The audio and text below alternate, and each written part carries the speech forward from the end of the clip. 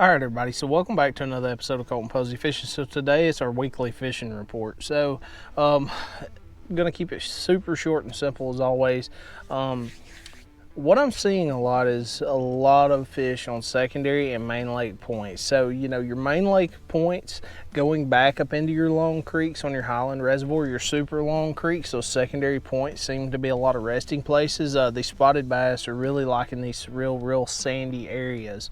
As far as the largemouth, they're kind of here and there. So what I mean by that is, as you get further back in the creek, you may bump into a largemouth, you may not. It just depends, and it all depends on the type of fishery you're fishing, obviously, whether you're fishing, you know, a spotted bass, largemouth, smallmouth fishery.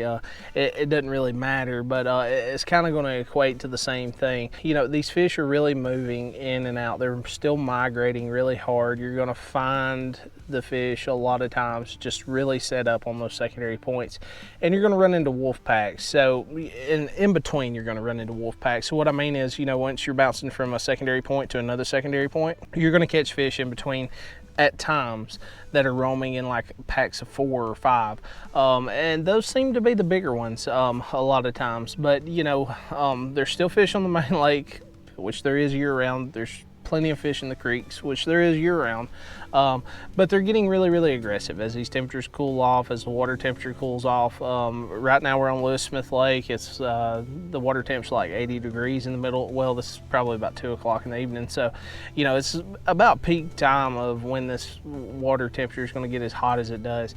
You know, the other lakes that I fish, I'm seeing, you know, mid 70s, high 70s at the peak hours.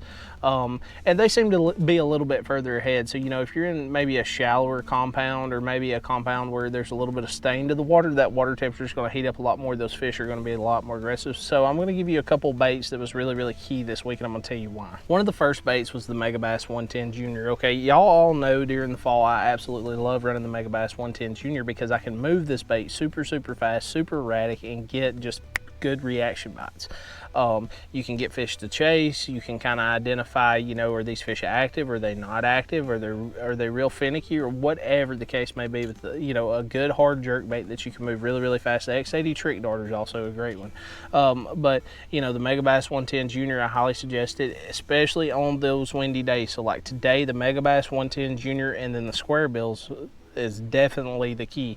They're wanting something moving fast, and they want to react. Okay, I've tried to finesse them. I've tried just about every bait in my tackle box besides these that I'm going to give you, and they want these baits specifically because they're not getting a good look at it. I'm moving these baits super fast. Now, this lake has been getting a lot of pressure, so you know, if your lakes have been getting a lot of pressure, which they probably have throughout spring, summer, and then on into fall, fast moving baits with, you know, just, you gotta make them react, especially if you want to get multiple bites. So the next one I want to talk about is the square bill. This is the Excite square bill, XCITE.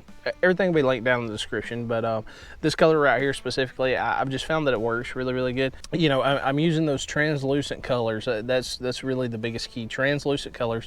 We've got super clear water.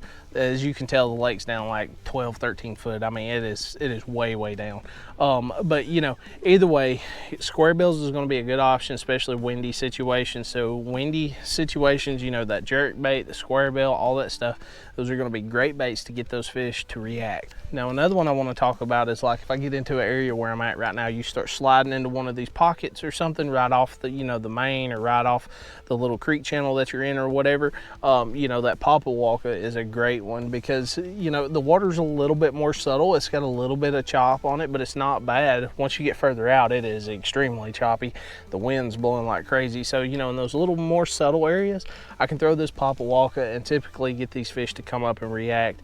It looks like a big bait fish, so you know, typically your bites are going to be a lot bigger bites. And then one of the biggest thing on like blueback herring lakes, all of you that who fish blueback herring lakes, y'all know this, these fish love to come up and eat on the surface.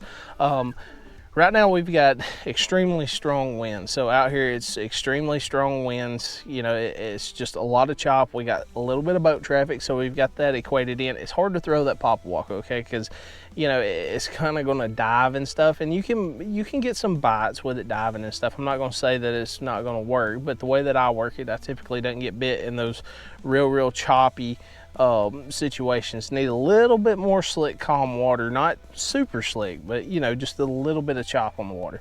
But the Berkley Chopo is another great one that I like to throw, especially when the water is super choppy. Okay, it just makes a lot of noise.